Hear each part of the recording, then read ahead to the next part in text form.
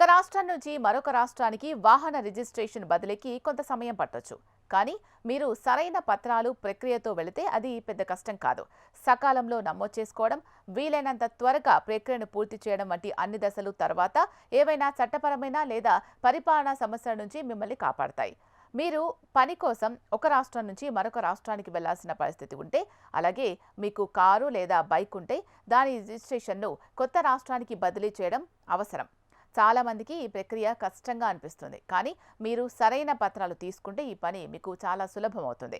Registration కోసం మీరు ఏ పత్రాలు అవసరం, దాని ధర ఎంత, మీరు గుర్తుంచుకోవాల్సిన విషయాలేంటి అనేది వీడియోలో చూద్దాం. మీరు మీ వాహనాన్ని ఒక రాష్ట్రం నుంచి మరొక రాష్ట్రానికి బదిలీ చేయాలి అనుకున్నప్పుడల్లా మొదటి అతి ముఖ్యమైన దశ నో అబ్జెక్షన్ సర్టిఫికేట్ పొందడం.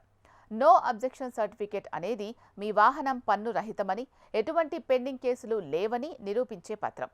దీన్ని పొందిన తర్వాత మీరు దానిని ఏ రాష్ట్రానికైనా తీసుకెళ్లి తిరిగి నమోదు చేసుకోవచ్చు.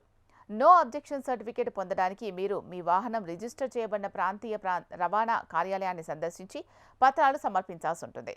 అవసరమైన పత్రాలు దీనికి ఫామ్ 2728. 2 ఫారాలు ప్రాంతీయ రవాణా కార్యాలయాల్లో అందుబాటులో ఉన్నాయి, లేదా ఆన్లైన్లో కూడా డౌన్లోడ్ చేసుకోవచ్చు.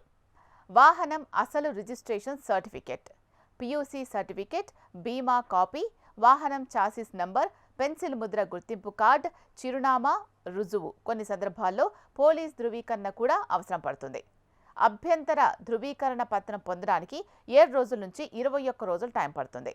అభ్యంతర ఎన్ఓసీ సర్టిఫికేట్ పొందిన తర్వాత మీరు కొత్త రాష్ట్రానికి మారిన 6 నెలల లోపు వాహనాన్ని నమోదు చేసుకోవాలి. ఈ సమయంలోపు మీరు నమోదు చేసుకోకపోతే మీరు మళ్ళీ ఎన్ఓసీ పొందవలసి ఉంటుంది.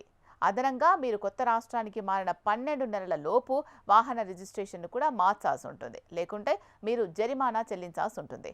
కొత్త రాష్ట్రంలో వాహనాన్ని నమోదు చేసుకోవడానికి మీరు సంబంధిత ప్రాంతీయ రవాణా కార్యాలయాలకు పత్రాలు సమర్పించాలి.